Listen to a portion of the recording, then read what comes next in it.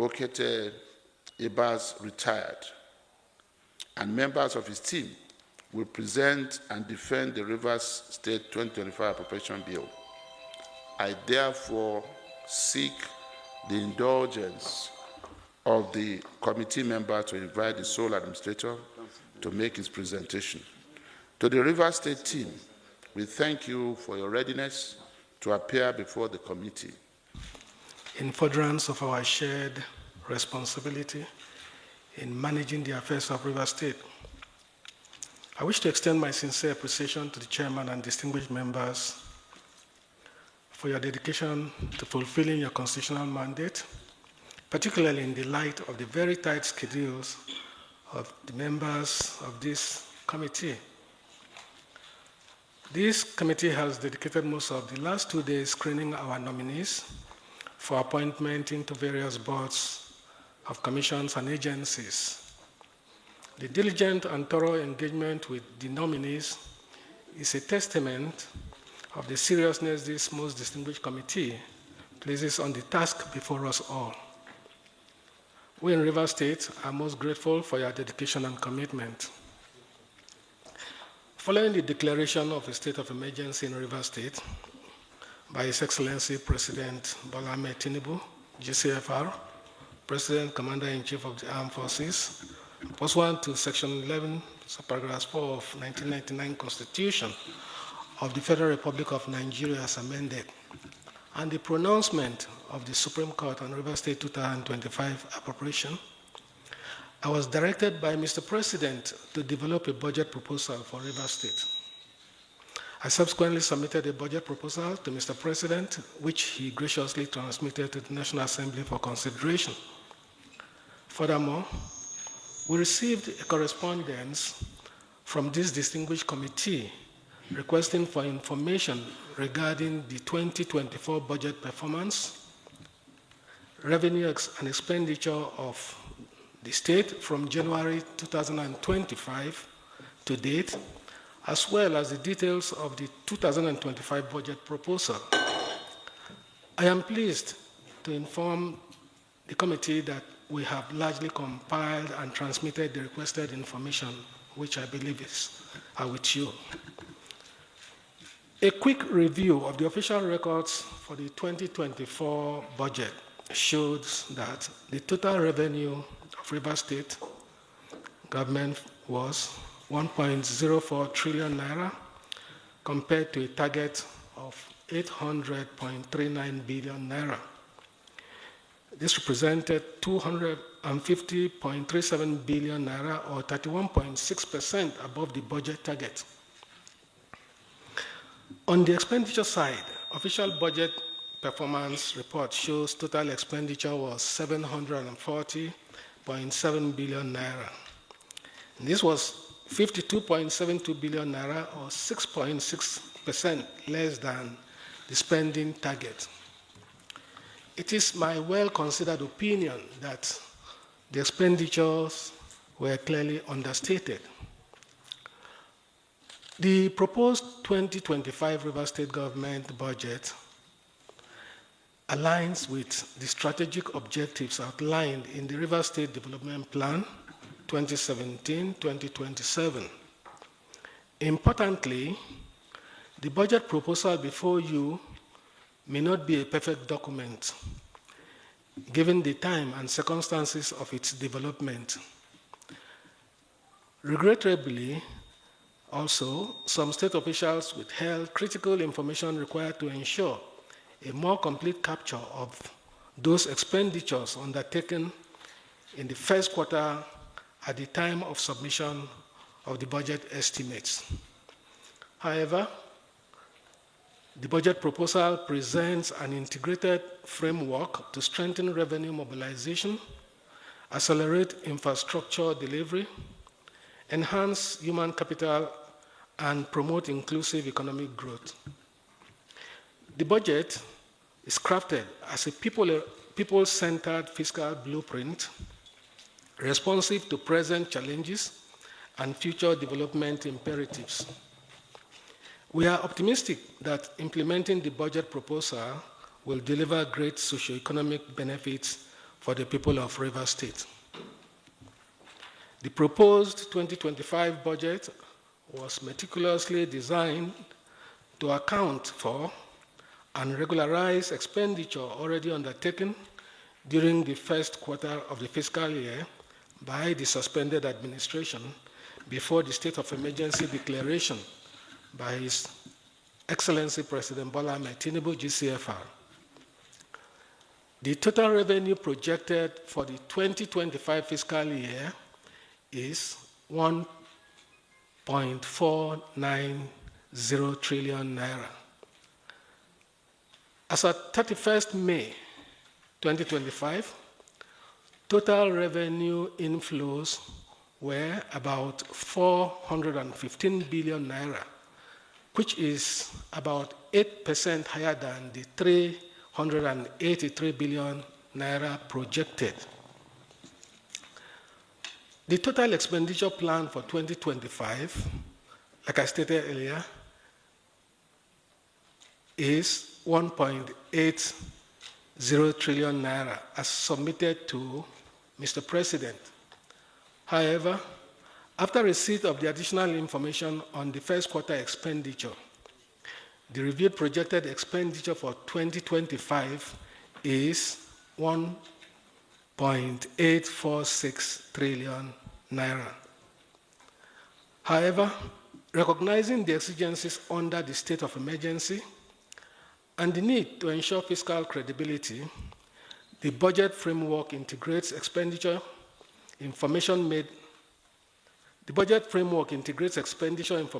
available before the submission of the budget proposal to ratify first quarter expenditures within a lawful and transparent structure.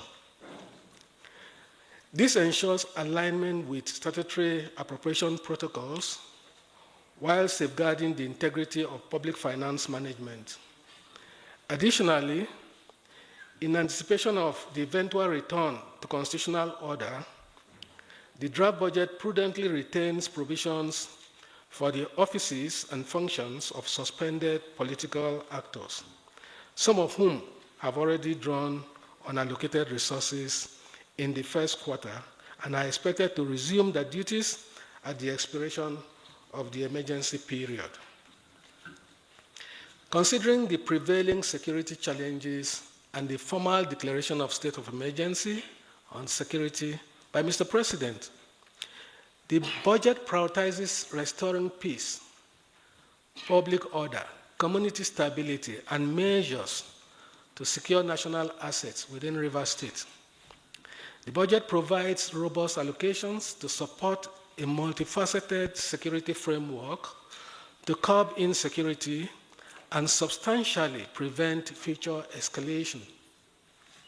In acknowledgement of the complex and evolving nature of insecurity we face in Rivers State, particularly as it relates to militancy, cult-related violence, kidnapping, and intercommunal conflicts, the budget provides substantial resources for intelligence gathering and analysis.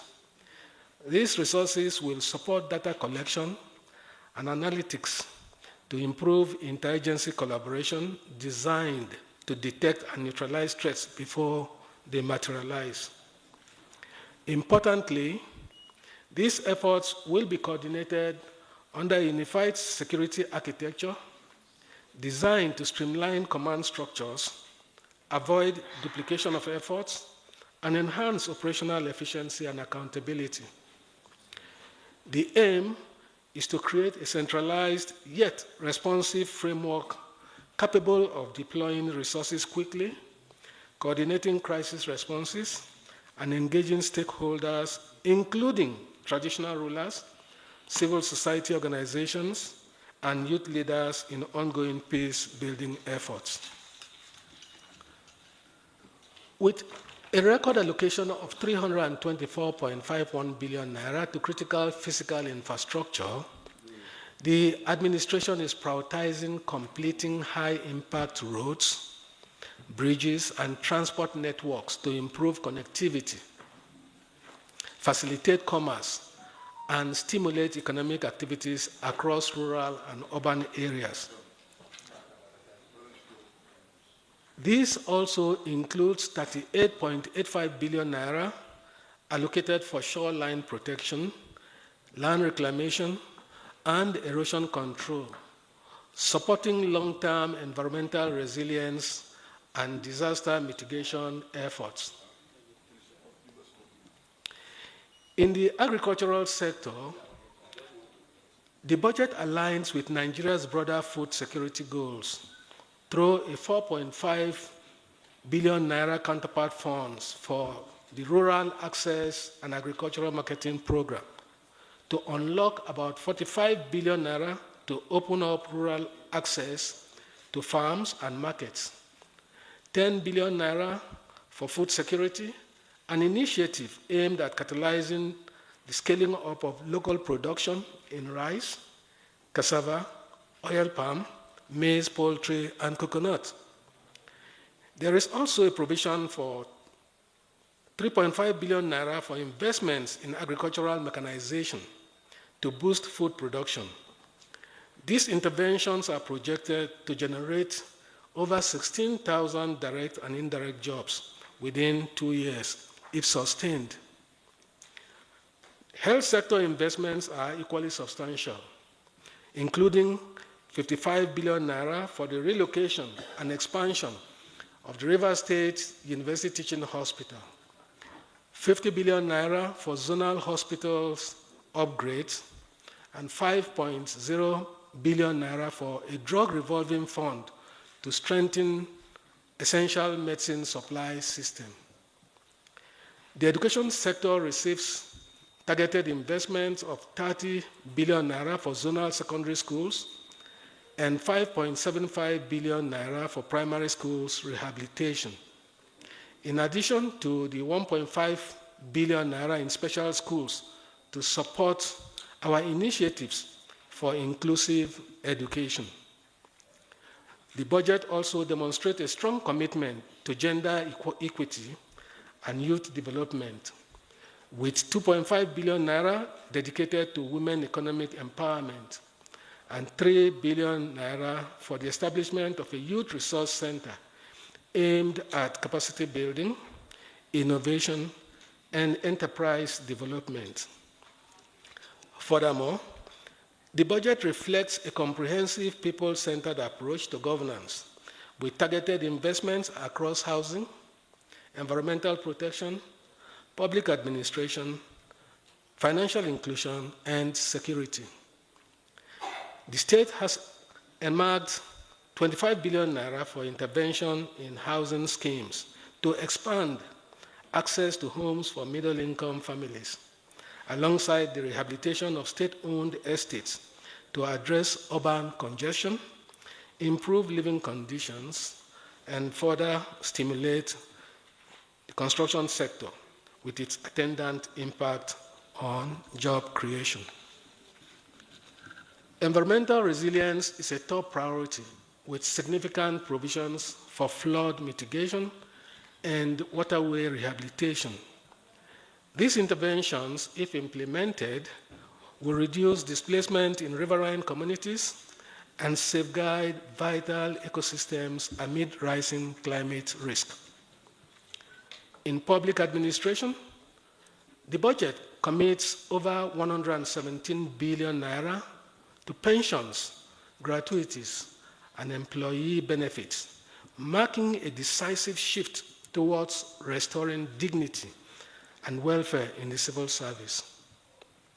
This includes a 50 billion naira provision to begin to address the long-standing issues around pensions and gratuity arrears owed to retirees in Rivers State. Notably, the implementation of the Employee Compensation Act and a new group life insurance scheme reflects global best practices in labor protection. The state also plans to inject 20 billion naira into the recapitalization of the Rivers State Microfinance Bank, aimed at empowering micro, small, and medium enterprise and underserved populations, especially youth and women with improved access to affordable credit. These measures support inclusive economic growth and grassroots development.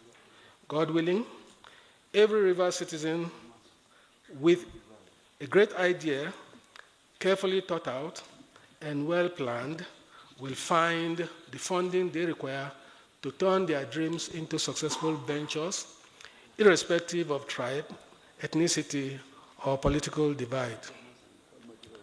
Across all provisions, the budget reinforces Mr. President's directive to deliver on River State's development priorities, sustain critical government functions, and ensure the continuity of programs that directly impact the lives and livelihoods of the people of River State. In conclusion, the proposed 2025 River State budget is structured to support inclusive development, restore public trust, and deepen socioeconomic reforms. It reflects fiscal responsibility, forward-looking governance, a strong commitment to human capital development, continued infrastructural renewal, dedicated investment in security and institutional integrity during this critical transition period. The budget proposal demonstrates a commitment to both immediate impact and long-term resilience through strategic allocations across critical sectors such as works, agriculture, health, education, women, and youth empowerment. The deliberate provision for institutional continuity and respect for democratic norms amid political tension underscores a governance ethos grounded in constitutionalism, accountability, and commitment to restore democratic order in line with Mr. President's mandate. Overall, the budget reflects not just fiscal planning, but a strategic repositioning of River State for sustainable growth, social cohesion, and a renewed contract between government and its people. Thank you, Mr. Chairman.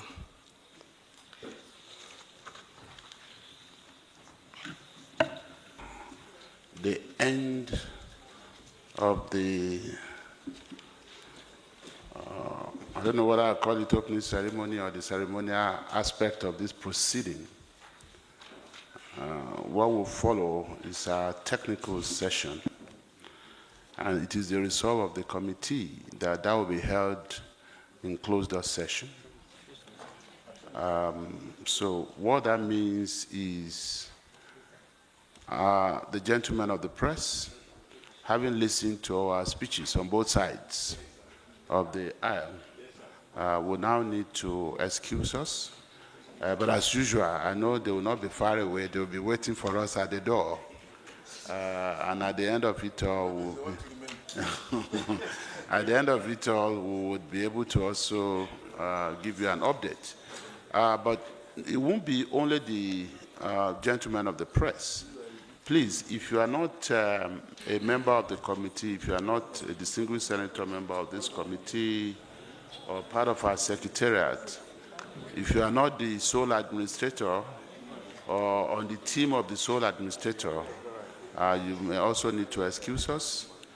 The special advisor and his principal staff can wait. They can wait. The sole administrator and his team, and then the distinguished senators.